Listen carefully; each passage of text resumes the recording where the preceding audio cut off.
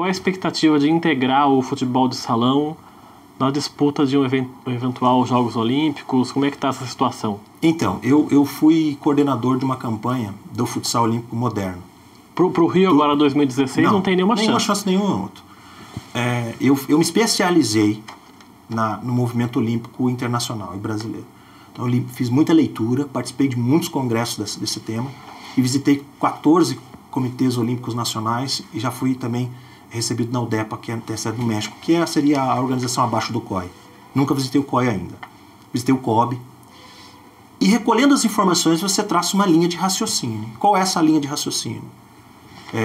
Aí eu tenho que falar das duas modalidades, não tem como, para entender o que acontece. Até porque eu fui líder e coordenador de uma entidade do movimento daquele futsal moderno FIFA.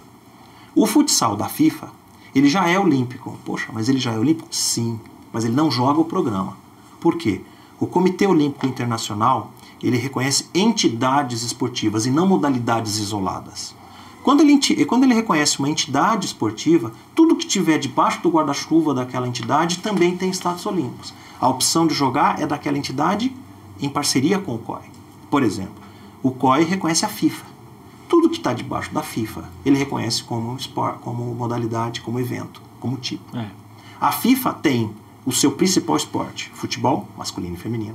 E aí ele tem uma coisa que se chama tipo, variação. Que nem o rugby 7, rugby 15. Então o futsal moderno não é um esporte. O futsal moderno, ele é uma ramificação do futebol de campo. Isso dentro, estou falando a parte estrutura.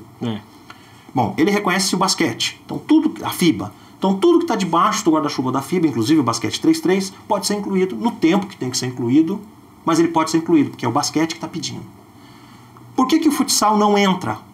E eu acredito que ele não vai entrar nunca, mesmo tendo status olímpicos, esse futsal moderno. Porque existe uma coisa chamada cotas. 10.500 atletas é o evento. Isso já está fechado em congresso, não tem como mudar. Já foi aprovado de 7.000 e pouco atletas para 10.500. Não dá para ser mais, porque financeiramente não consegue absorver mais do que 10.500 atletas e a estrutura que envolve 10.500 atletas. Essas 10.500 atletas, eles são divididos entre as 26 federações, cada uma ganha uma cota de atletas e de comissão que pode levar. Bom, a FIFA ganhou a delas. O que ela fez? Ela indicou futebol de campo, 12 nações. Ela indicou futebol de campo feminino, 12 nações. Ela não indicou o beach soccer e o futsal. Bom, dessas 26, só tem uma forma de uma entrar e outra sair. Sai uma modalidade, sai uma entidade, entra outra. O futsal pode fazer assim? Não. Porque o futsal não está sozinho, como eu disse no começo da conversa. Está preso ao futebol. Ele tá dentro da FIFA, então ele não consegue entrar. Ele teria que entrar pelas cotas da FIFA. Bom, então, encerrado o assunto do futsal, vamos para o futebol de salão. A sua entidade, que chama Associação Mundial de Futebol de Salão, não é reconhecida. Pelo COI. O COI reconhece, além dessas 26 que praticam o programa, mais 40. Então, o Karatê é reconhecido? Pratica? Não. O Karatê sim está na condição de entrar se outra modalidade, principalmente de luta, sair. Como aconteceu com o rugby. Então a condição é sempre ter que sair alguém... Sair alguma entidade com seus esportes para entrar outra entidade com seus esportes. Mas quais são os primeiros que estão na fila de espera? Esses 40. Não vou conseguir citar os 40 aqui. Mas tem esporte que você nunca ouviu, que eu nunca vi. Mas que tem a sua federação internacional reconhecida.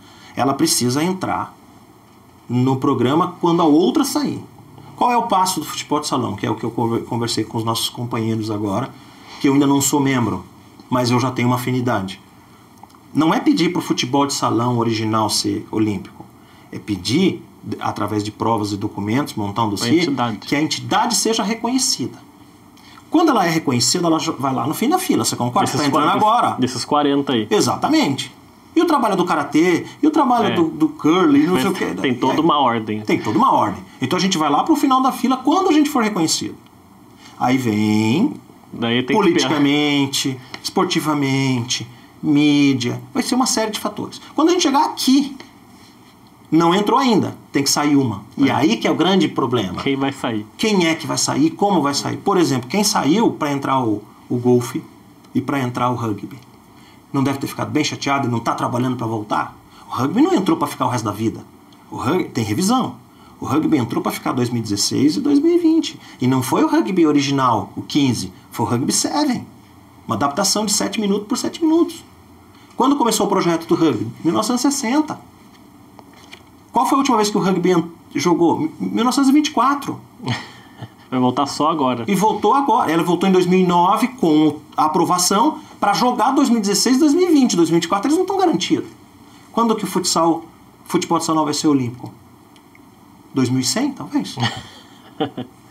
Nós não estaremos aqui para ver. Então, mas a gente tem que começar o trabalho. O cara de 1924, quando ele perdeu a chance do rugby em seguida, você acha que ele desanimou? Ele continuou o trabalho para o rugby crescer. Quando o cara chegou em 1960 e falou assim, agora a gente tem uma entidade internacional, International Rugby Board, e eu quero fazer um projeto do movimento olímpico. Ele pensou que ia ser só em 2016 e desistiu? Não. Ele falou, vai demorar 100 anos, 50 anos, 60 anos, mas eu vou continuar. Essa é a nossa proposta. Tem que ficar sempre no trabalho ali, né? Porque o caminho é muito importante. Porque quando você bota assim, nós queremos que o futebol de salão seja olímpico. Muitos vão rir da sua cara. Não, mas nós queremos. A gente quer como esporte. O outro já é e ele tinha que entrar como evento. Mas não entra. E não vai entrar. É isso que as pessoas têm que entender. Vai ser no Brasil e o Ministério do Esporte não coloca. Não é o Ministério do Esporte que coloca. Tem que sempre o COI. É o COI que coloca, mas a partir do momento que você pediu. O futsal foi vetado nos Jogos do Rio de Janeiro de 2016. Como é que pode ser vetado algo que não foi pedido? Quer dizer, numa situação hipotética, assim, no exagero, o futsal moderno só poderia entrar numa Olimpíada se saísse futebol masculino, por exemplo. Exatamente. Bingo. Por quê? Porque é cotas. A não ser que o COI aumentasse o número de cotas. Mas se ele aumentar o número de cotas da FIFA, ele tem que aumentar da FIBA. Ele tem que aumentar todo mundo. Exatamente. E aí ele vai ter um monstro na mão, passando de 10.500 atletas para 18, 20 mil. Não vai acontecer isso. E a FIFA vai tirar o futebol de campo? Eu também acredito que não. A chance, então, do futsal, para mim, é zero. Futsal moderno. A chance do futebol de salão é muito pequena. O nosso futebol é um trabalho de formiga. É um trabalho de formiga. Mas o caminho é interessante. Eu aprendi isso no projeto que eu fiz. Você levantar uma bandeira, você ter uma camiseta, você expor, você vai motivar as pessoas. Não importa que ano vai ser. Mas você vai motivar as pessoas o tempo todo. E o tempo todo você vai estar falando na sua entidade, na sua modalidade. A gente quer, nós queremos, nós queremos, nós queremos. Então, esse movimento de nós queremos o futebol de salão nos jogos vai criar uma unidade no mundo. E essa unidade do mundo só vai fazer bem para a modalidade. Então, o primeiro passo, qual que é o próximo passo? Voltar para os Jogos Sul-Americanos. Porque nós perdemos, a Udesur tirou o futebol de salão e colocou o futsal. Qual é o país? O próximo é Cochabamba, na Bolívia. Bolívia não tem nenhum nem outro. Opa, se não tem nenhum nem outro, abriu uma brecha. Vamos trabalhar na Bolívia. A Bolívia não está nenhum nem outro. Tem futebol lá, de salão, de futsal, mas não está organizado. Vamos ajudá-los a organizar. Que nem o Peru agora. Com a minha entrada no futebol de salão, eu trouxe um país para a MF. O Peru não tinha nem nada. Tem o futsal FIFA, porque é obrigado pela FIFA ter nas entidades de futebol. E alguns parceiros que a gente, ao longo do cenário esportivo, a gente adquire, me ligou, me mandou um e-mail. Marcos, como é que eu ingresso? Diniz, como é que eu ingresso na MF? Eu dei o caminho, eu apresentei. E hoje ele está lá, iniciando um trabalho. Ele está melhor do que eu, né? Porque ele já está até meio que reconhecido. Eu ainda não. Ô Marcos, você nasceu no Paraná e desde pequeno você se interessou pelo futebol de salão na escola? Como é que começou esse seu interesse? Eu fui goleiro de futebol de salão dos 10 anos aos 17. Nunca fui federado. Eu morava no interior do Paraná até os 8 anos, né? Aí eu vim morar no Brás, no bairro do Brás ali, em 1983. E ali eu jogava os intercolegiais na região da Moca, na região do Belenzinho. Até que em 85 eu conheci um professor de religião que ele usava muito o futebol de salão, na época era esse futebol de salão, para que ele pudesse absorver novas crianças, né, novos garotos para jogar e aí depois ele passar a mensagem que ele queria passar. Foi um momento muito interessante, tinha 13 anos, 12 anos, e aí eu participei de muitos campeonatos organizados por esse professor, um professor Augusto, pessoa fantástica. Não tenho mais contato, mas ele sempre foi muito importante. E aí esses campeonatos fez com que eu me apaixonasse muito pelo esporte, né? Então, quando mudou as regras, eu já estava um pouco mais velho e daí eu não quero seguir essa carreira. Vou estudar, fazer faculdade, vou me formar. Daí comecei a namorar com minha esposa Débora, que eu estou casado até hoje. Então, assim, teve uma ligação muito grande comigo, o futebol de salão. Que eu voltei pro cenário já como dirigente, com 26, 27 anos de idade, eu já tinha voltado pro cenário. E você vem para Jacareí por conta de trabalho? Morar aqui em Jacareí? Foi muito interessante. Eu cuidava dos contratos de marketing da Federação Paulista. E um deles era uma construtora que estava fazendo um empreendimento aqui. Das 600 e tantas cidades que tem no estado, 645, alguma coisa assim, eu tinha visitado mais de 400 com o esporte. Sempre visitando um ginásio, uma inauguração de um ginásio, tal. Mas eu não conhecia Jacareí. Eu conhecia o histórico de Jacareí, porque eu estudei todas as ligas. Jacareí sempre teve uma liga, como eu falei. Aí conheci o pessoal de Jacareí, que ia lá, o Brás, na época o Galban ia lá, o próprio presidente Valdeci, eles iam lá mostrar o projeto desde 2007, 2008, alguma coisa assim. E eu conheci São José, por causa do São José Futsal, e o Vale do Paraíba me encantava, em termos de clima, em termos de tudo. E aí eu tinha feito um negócio de uma compra de um apartamento no Tatuapé, mas ficou muito inviável financeiramente, muito complicado. E aí, como eu tinha o cadastro aprovado e já tinha dado um aporte financeiro, a gerência dessa construtora falou, olha, tem outros cenários, você pode morar no interior, não pode? Eu falei, posso, ainda mais perto de São Paulo. Então você tem Valinhos, você tem Sorocaba, você tem São José, você tem Jacareí. Eu falei, opa, Jacareí. Valinhos, Sorocaba, minha esposa já falou, não quero saber dessa região. Não por nada, né? Não desmerecimento, é um problema dela mesmo de aceitação lá. Mas o Vale do Paraíba sempre nos encantou, né? Vamos visitar os dois? Aí São José é um pouco caro. Ficou mais ou menos no mesmo patamar que Tatuapé. Não ia mudar muita coisa. E Jacareí, quando nós entramos na cidade, a gente gostou muito do que era 2009, quando nós chegamos para visitar a cidade. Então eu olhei para a cidade e falei assim, gostei. Quando eu visitei onde eu ia morar, eu gostei mais ainda. E falei, poxa, é um lugar legal. Mas eu continuei trabalhando em São Paulo. Ia de ônibus, ia de carro, aquela situação que todo mundo faz aqui. Isso durou até... Então eu não vivi a cidade em 2010, quando eu mudei. Você ia e voltava todo dia. 2011, até 2012 eu comecei... E eu viajava muito para o exterior também. Então até 2012 eu não vivia a cidade. Desculpa. Eu não vivia essa cidade. Eu não visitava os restaurantes, eu não conversava com algumas pessoas ali no meu núcleo, mas eu não conhecia a cidade. Depois eu virei comerciante na cidade, quando eu fui demitido na federação, até por conta dessas ideologias todas, né, de querer mudar algumas coisas.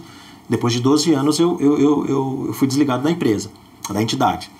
E aí eu falei, não, vou agora absorver a cidade de Jacareí, eu quero ficar lá. Viver a cidade. Aí vou viver a cidade. Aí montei uma loja de futebol, né, de linha retrô e tal, aí no shopping.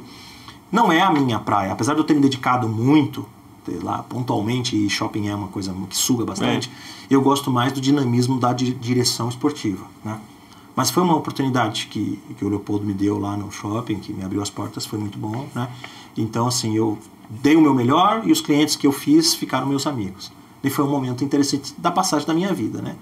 A minha esposa voltou para o cenário no Vale muito forte, ela trabalha com um parto humanizado, então isso para ela aqui tem um hospital referência, tem uma situação muito boa. Na cidade de Jacareí, no próprio Vale, ela tem encontros das gestantes, então isso é muito legal. Ela se encontrou. Eu falei, puxa, tá na hora de eu me encontrar também, né? Com o meu currículo, com a minha situação. Aí quando surgiu a oportunidade de abraçar essa entidade e transformar ela numa confederação de futebol de salão, poxa, não vou abrir mão de levar ela para Jacareí. Primeiro, que independente da situação da cidade, é interessante que a gente tenha as parcerias e comece a ter uma estrutura física. A gente tem belíssimos ginásios, eu sei, não é fácil você conquistar a vaga. Eu tive com a Sandra conversando sobre isso, a secretária de esporte. Não é fácil você conseguir espaço, não. Mas é uma seleção brasileira. É impossível a gente não conseguir colocar ela para treinar. É impossível a gente não fazer um jogo de exibição se a gente estiver trazendo um título. É o nome da cidade que vai estar lá. Então, qual que é o apelo? A cidade precisa abraçar essa causa, porque é uma seleção brasileira que vai estar aqui treinando. Ela pode não ter ainda alguns astros, mas ela já terá. Essa seleção já terá grandes jogadores que estão vindo. Já terá forma, né? Já terá uma camisa. Então eu quero espalhar essa mensagem no Vale. Mas Jacareí sendo uma cidade sendo a principal, vamos dizer assim. E eu gostei muito da cidade. Clima muito gostoso, eu ando a pé pela cidade, assim. Tem as suas questões, mas eu acho que tem que continuar como todas as outras, né? Seguindo pra frente sempre. Tá certo, Marcos. Eu quero agradecer a sua presença aqui. Obrigado pela sua entrevista e parabéns pelo seu trabalho no futebol de salão tradicional. Obrigado. Eu que agradeço muito e estamos felizes aqui. Obrigado. O programa Gente em Destaque fica por aqui. A gente volta numa próxima oportunidade. Até lá.